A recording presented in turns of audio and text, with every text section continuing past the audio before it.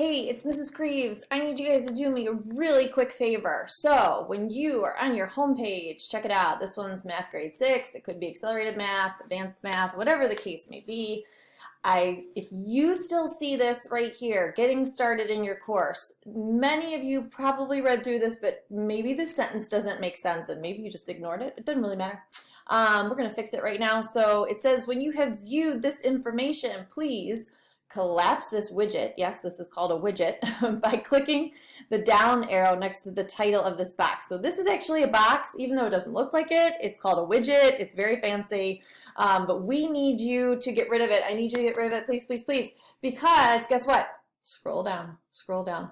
I am posting news for you, and if you don't close that widget, you're going to miss all my news, and that means that you're going to email me and text me questions, and I've already answered them for you. So I want you to be able to access that information quickly. So do me a favor. This is what you do. You click the arrow, and you click collapse this widget. Voila! All right, thank you. Please do that right away, right away, right away, so that you can see all the news that's coming to you quick and fast. And if you're not checking your emails, check your emails, and hopefully you're checking your emails because otherwise you wouldn't get this. All right, thank you.